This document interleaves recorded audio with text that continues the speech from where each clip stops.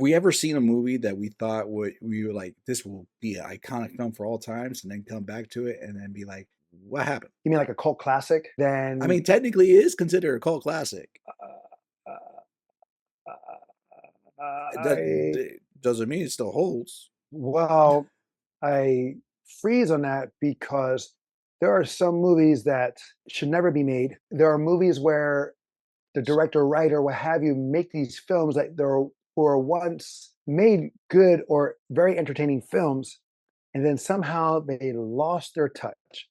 For me, one of them is like, for example, is George Lucas. He gave us Star Wars: A New Hope, but then he gave us the prequels. Yeah, but like you've said it, George Lucas also had a lot of helping hands. And True. And the thing is, Empire Strikes Back was done by his college professor. yeah, Return of the Jedi was done by another guy. But then George Lucas, after several years later, decades later, he does the prequels, which cannot hold a match to the originals.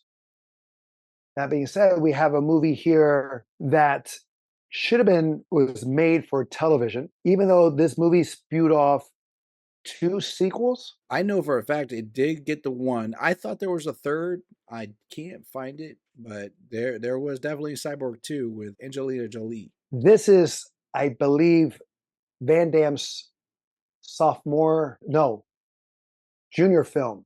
Um, Well, as a starring lead, let's say that. That's his sophomore film of his starring lead, I believe. yeah, And because he had this is Bloodsport, which came out mhm, before that. right. I never saw Then he, Black but Eagle. we got to review that. But he did also No Retreat, No Surrender as a villain. He was also in Breakin'. It was a side character, uncredited. Yes. Yes, but yes, wearing the same bodysuit he wore in Lionheart. But anyway, we're going to talk about Cyborg with a Rotten Tomato score of 22 by the critics and 31% by the audience. And I dare say it needs to be lower.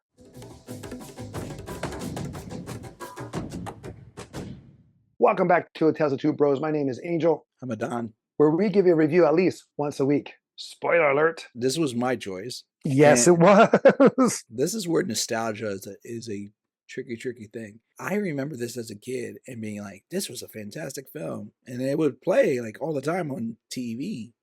Mhm. And then, of course, Jean-Claude Van Damme, we've talked about it. We love a lot of his movies, and like he was iconic during the 80s and 90s. And I remember like when you go to the Jean-Claude archives of like movies that he's famous for, Cyborg is one of them. You want to clear your throat real quick? Yes.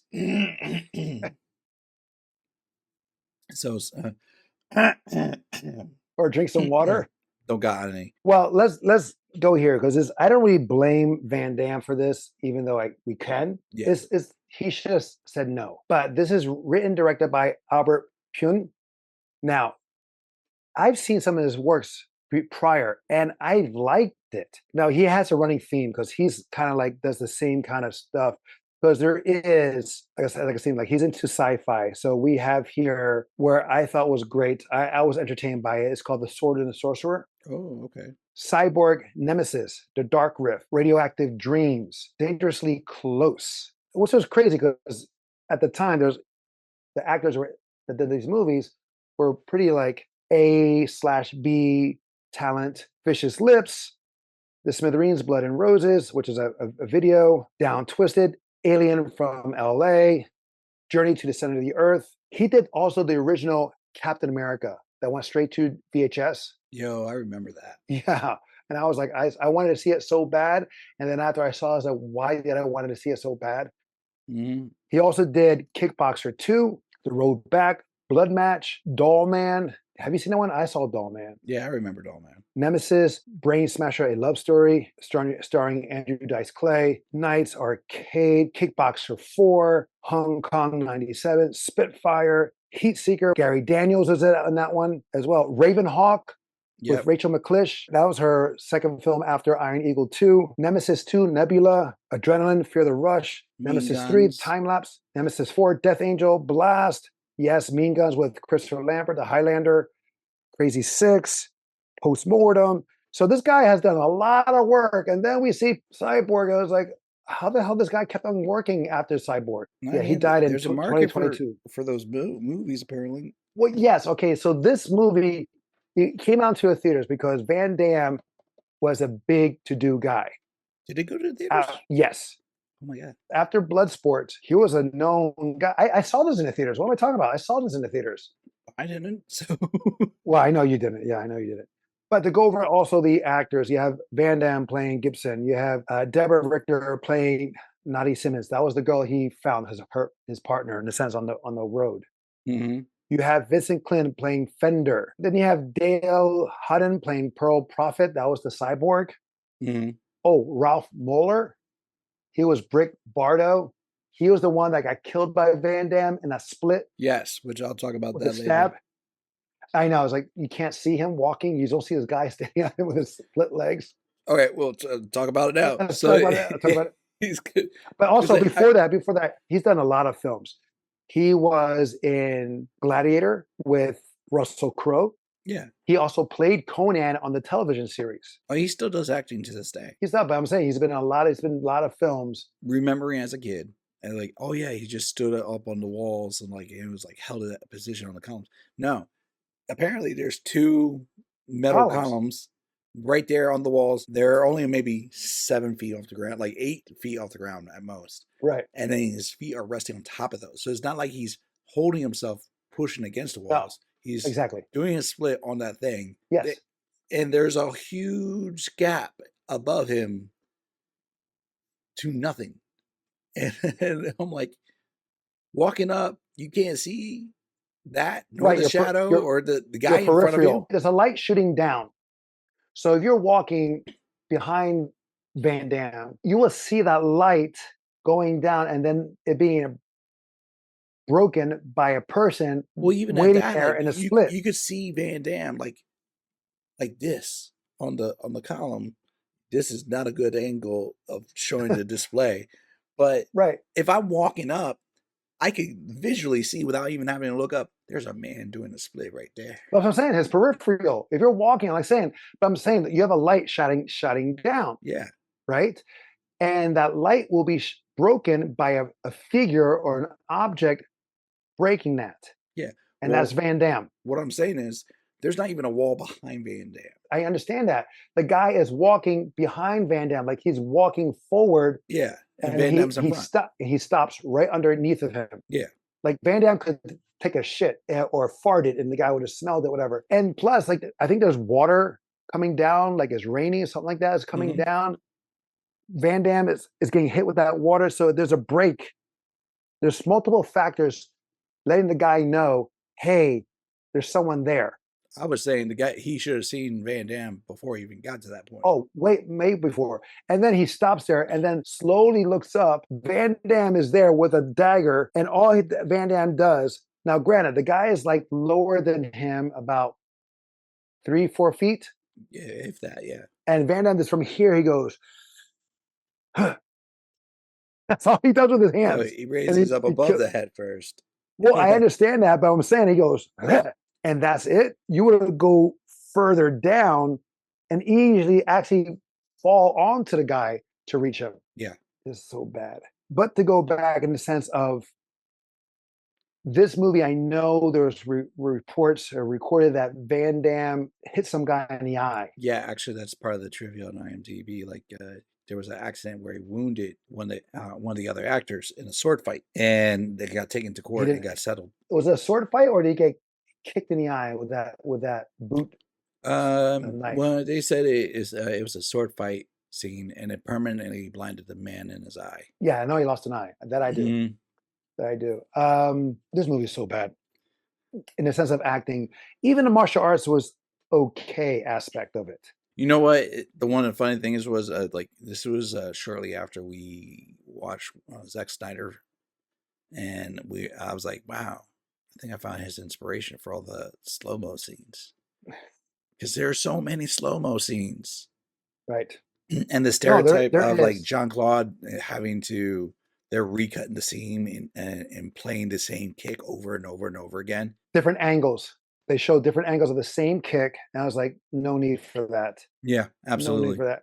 It's just, it gets boring, or it's a trick that they do a lot of times in editing to lengthen the fight or lengthen the action. Mhm. But it's like, or they do the same thing. They'll have the fight, right? They'll cut to Van Damme and then cut back out in a wide shot, but a different angle, and they're showing the same movement because they did that with in the water scene where he's fighting the guy with the spear or the stick. Was it me, or did he actually grab the blade?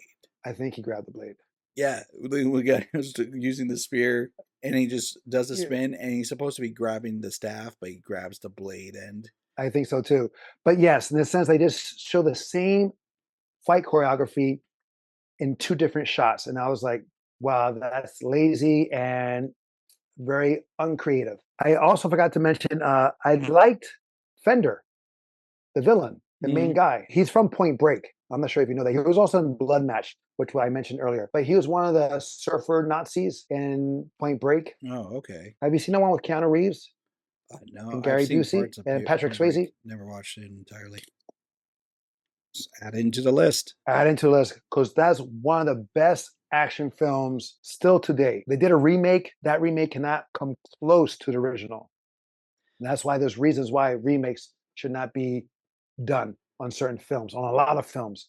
But I thought he was cool here. I didn't like the voice because, of course, that's not his real voice. They used someone else's voice. Yeah, The fighting here was so atrocious, especially with Fender. him and Van Damme, especially at the end, When I was a kid, I thought Fender was supposed to be inhuman. because he got stabbed in the freaking chest and the heart, and he comes back. Yes, and that, and like his voice, and Correct. His uh his eyes. the way he acts certain ways, and he's like, "This is my world," and like, "Why would I want it to change?" That kind of thing. Like almost in a way that he's responsible of the world how it became. Or he's a byproduct of the world, and he not, and more so than just a personality, but like they talk about a virus, or like maybe he's like a mutate or something like that, and like Hmm. that's why he prefers this world. Or he's like a cyborg himself, but like went rogue. Yes, it could have been any one of those things, none of Could have which were been touched. He was just a right, pirate. exactly. And again, he doesn't age because he takes the girl. She ages. Well, none of them age. Van Damme doesn't age. He doesn't age. The only thing that ages is the sunglasses. And his hairstyle, his hair Right. got I was longer. like, his hair got longer. Right. And I'm thinking, why doesn't he clean the glasses? He needs to see. They're just, I mean, I you're just showing That was the it other made no thing. sense in that. Why are they all dirty? And like, I know they're pirates, but they were all the most fit people that you would come across in the entire thing. Literally, they're going across the ship, and you see people working out in the ship, and I'm like, they have nasty ass teeth, and they're all Nasty dirty. ass teeth, right? But they're ripped as shit. Exactly, like they watch their macros. I don't know what they do. Yeah, I'm saying if food and stuff like that is scarce at that Mhm. time, you would not be that big. You may be shredded. You may be shredded because you're malnourished in a sense like that, but you're still working, you're still moving. They had female bodybuilders, they had Yes, male bodybuilders, yes, and I'm like, damn, he's got a right, workout plan. right. I mean, but And to he was go into actually the one of the smaller guys too of his crew. Even though he's like the pirate king, he's like, mhm, when he took off all his clothes to fight Van Damme, as mhm, one should, he was way smaller. He was cut. He was very, very cut. But yes. I would dare say slightly smaller build than John Claude. Well, Jean Claude was not really ripped. He was more bulky. Yeah, that's what I'm saying. He was like, he was stalker. Like, But no, but you're right. But his men, there was a lot of them were small too, but a lot of them were huge as hell. yes. The one guy that he fought on the desert after they're chasing him, and Van Damme puts out the boot knife to hit him again, which made no sense in the sense why if he put the boot knife out and is sticking by the toes, why would you do a spinning back kick that you would hit with the heels? You know what? I didn't even think that was a knife. I thought that was a nail, like a boot Well, nail. same kind of thing. I'm calling it a knife, but yeah, it's pretty much the same thing. The thing is supposed to penetrate, it's supposed to do damage, right? True, But true. the thing is, if you're going to do a spinning back kick and where the heel is coming before the toes, You want to do a round you would kick, not a hook kick. right, you do a roundhouse, you would do a front kick, you would do a groin kick where the Hmm. toes are at impact. And but Van Damme, that's what he does. He does his movements is the spinning back kick, the jumping spinning wheel kick, Hmm. the helicopter kick, that is, the roundhouse, maybe the side kick, Hmm. and all with the right leg because he never kicked with the other leg. But that's all he did in all his movies. His one step sparring again bothers the shit out of me here. And then he does his one step sparring and then he poses and yells for like 5 minutes. Now, granted, even though this movie is bad, I do have one favorite moment. What was that? Him remembering him using that as his fuel to kick the post down for he can fall. Oh yeah, yeah, yeah. I did appreciate that. But then following immediately after that, I find it cheesy or continuity issue. His hands are arrowed, if you will, or speared into the log, Yeah. as well as wrapped. After that escape, because the girl shows up, Hmm. who stands there for 5 minutes as well with her knife out to show them that I have a knife. His wrists are not wrapped to stop the bleeding. Oh, that was another thing. Like they show like shortly after that, like his wrists are wrapped and he unveils his wrists and there's the spike holes. I'm like, man, you can heal quick. Oh, wait, he had wrapped on? He took off his wraps? And like for the final fight, yeah. I don't remember that as well. I thought I just saw him show up and he's like shirtless. He took it off to get ready for that final fight. I was like, okay. Yeah, I mean, again, continuity, the timing.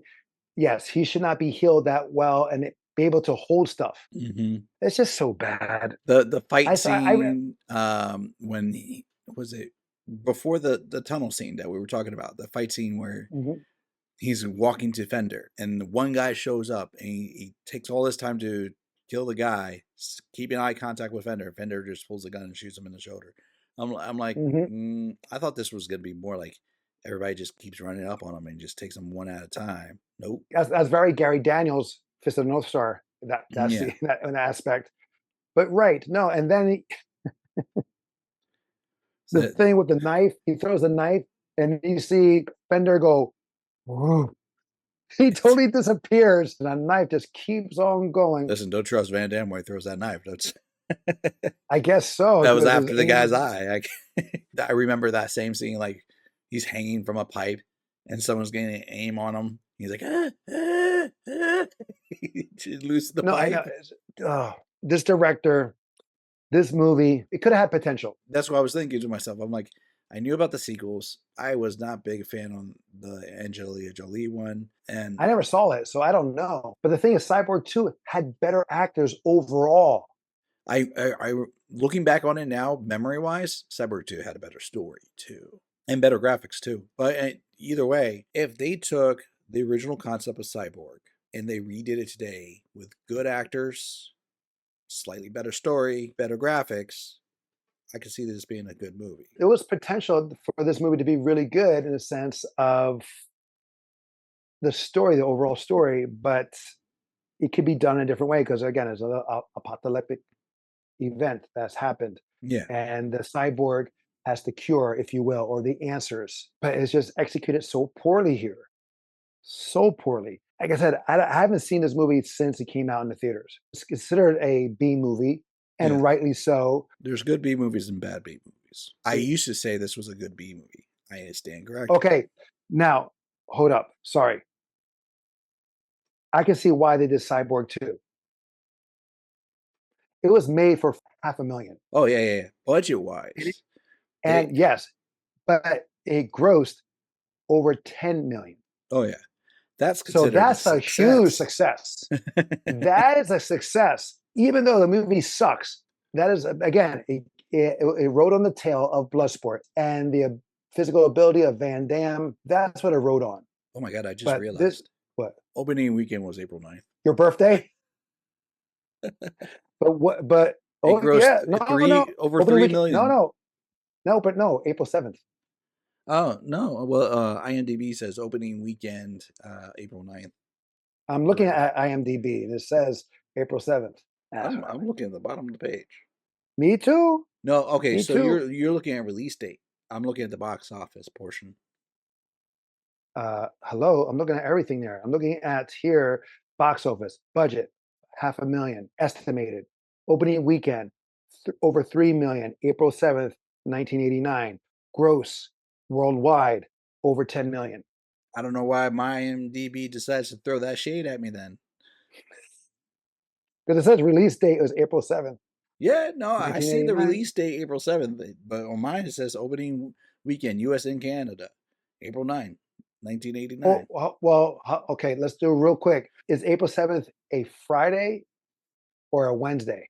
A few moments later. April 7th was a Friday, so April 9th would have been a Sunday. So they would have calculated the 3 million by April 9th. Okay, but so release date is still April 7th. Yeah.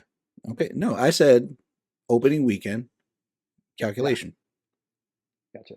All right. So let's go back to the Rotten Tomato score. So by the critics, 22%, by the audience, 31%. 18 reviews by the critics, over 25,000 by the audience. Where do you see this at? Solid 20. I'm in the teens for this shit. Listen, there's going to be a lot of, like, if I'm going to sit and watch this, it's going to be a lot of alcohol and maybe with some friends. Yes. Right. This is not worth the watch. No. Now, if you're doing a Van Damme night or weekend due to weather being like it's rainy or a snowstorm, if you want to go down that rabbit hole, sure, why No. not? Oh, skip it. Go for something. Go. He has other Van Damme movies that I would. No, I understand. But what I'm saying here is that that's when I would do it, just for shits and giggles. But at the same token, I would agree with you in that way. I would skip it as well. Even though the villain was kind of cool, it was still like cringy because, at the end, the fight, the guy's just, Fender is just, If he was like a steroid addict, kind of situation where he's just Bane. like Bane. He was like Bane, yes. Or if he was like some kind of mutant next generation human or something like that, I will give you that. But no, nothing. We will rank this in or categorize this as action or a throwback. It's a throwaway.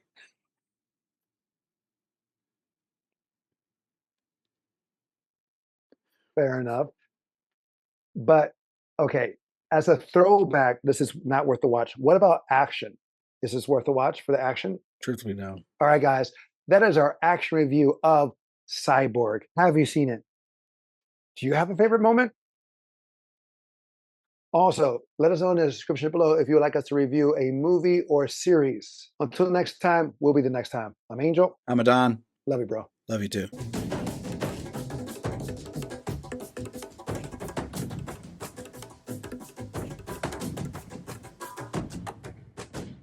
Listen, I'm done.